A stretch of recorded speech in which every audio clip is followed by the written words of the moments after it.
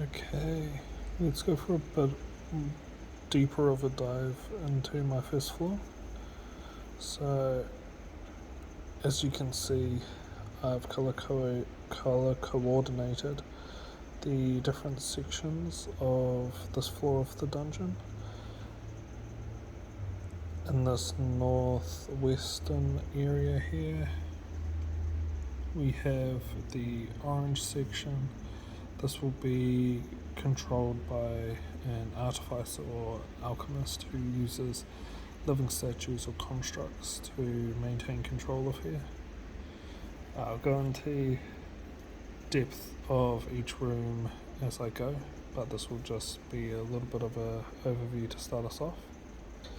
This green section, which comprises the majority of this floor, is recently claimed by the goblins,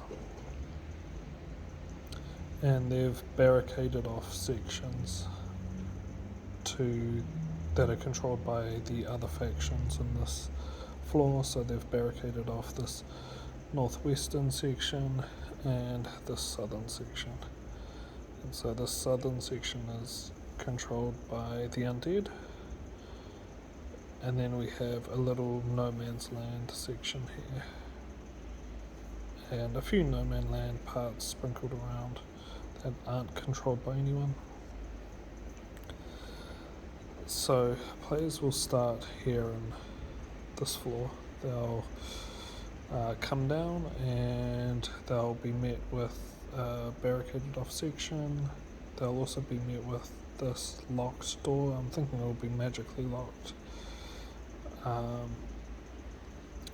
The party will probably encounter their first combat here with some of the goblins.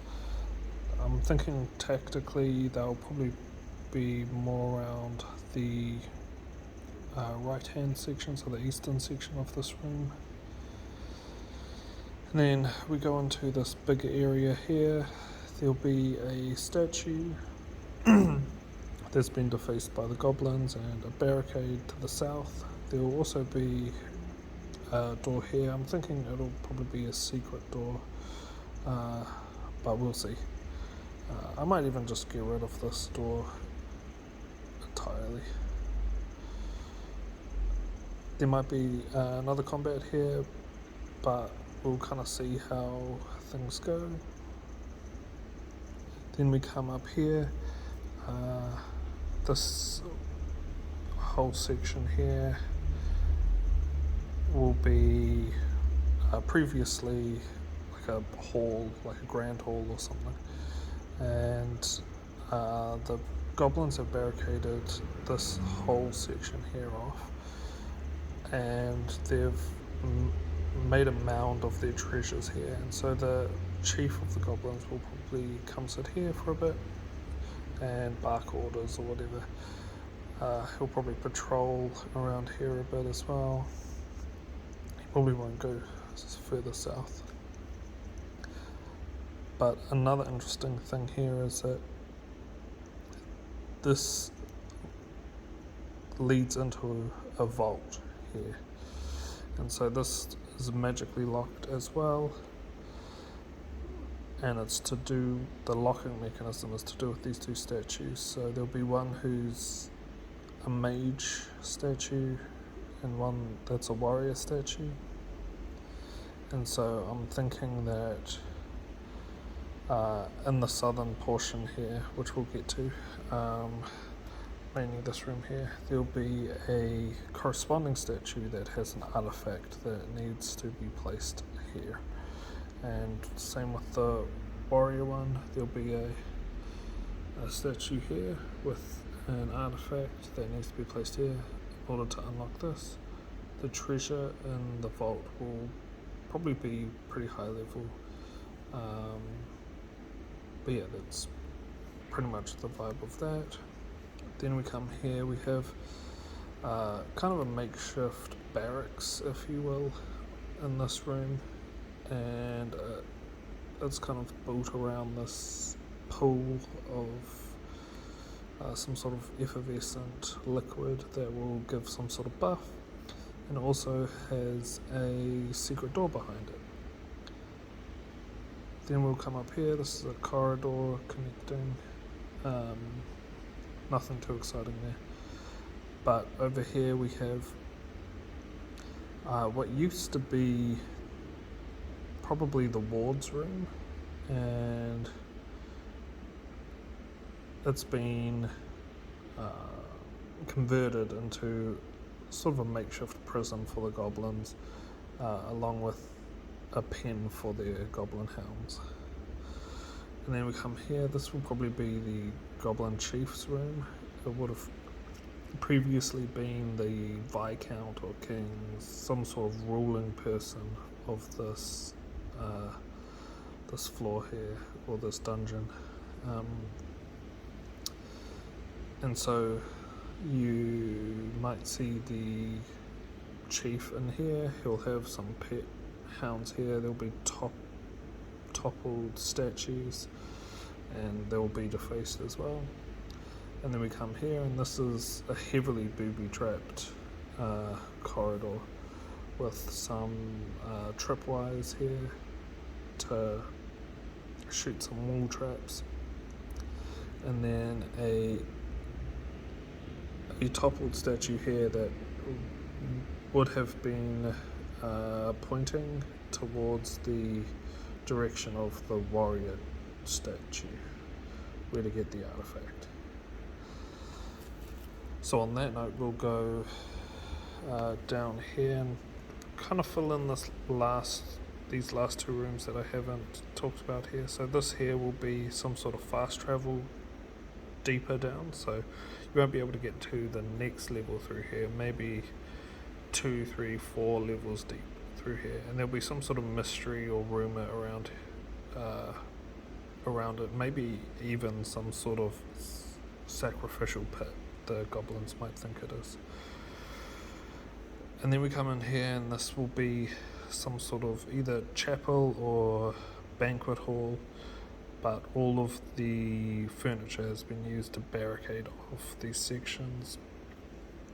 I'm thinking that there won't be much in here. There might just be lore. There'll be like a statue that's been defaced as per usual, but the main thing is that if some of these doors are opened, this will end up being like a massive battlefield, which might be interesting for combat. So let's do this northwestern section now. We have this corridor here, and there'll be a bunch of toppled statues, but there'll mainly be 3 living statues on this other end here that are kind of protecting this area. The main reason is because the Artificer / alchemist, I'll just call it Artificer for now, but he'll have this tower going up and down, and the Artificer will have some sort of motive of researching the dungeon and finding its mysteries. So then we come into this bigger hallway here. This will be kind of like a staging area for the throne room, and so there'll be a big statue here. This won't be a living one, but it'll be pointing into the throne room to indicate that that's where an artifact is. I'm also thinking that there'll be a bunch of living statues in here guarding it, and they'll kind of be triggered, or have a chance to be triggered, if you interact with kind of an adjacent door. And then we have this exit. This will be a stairwell up and down, up to go to the Artificer's outpost or overlook, something like that, and down towards the deeper levels of the dungeon. Up here we have this big throne room. There'll be a few living statues there, and the main thing here will be this warrior statue. So this statue here will come alive and probably attack. The challenge to get the artifact will probably be combat based because it's a warrior based one, and so after they defeat it, they'll get probably a sword that they'll be able to give to this statue here and start to unlock this. I'll sprinkle some clues around, especially with these statues that are pointing places, but there might be some sort of tapestry or books hidden around as well. That takes us to the southern section. So we have these two entrances here. They'll kind of converge here. There'll be a bit of a cave in here, and that will be because of some sort of natural disaster that happened to form this gulf.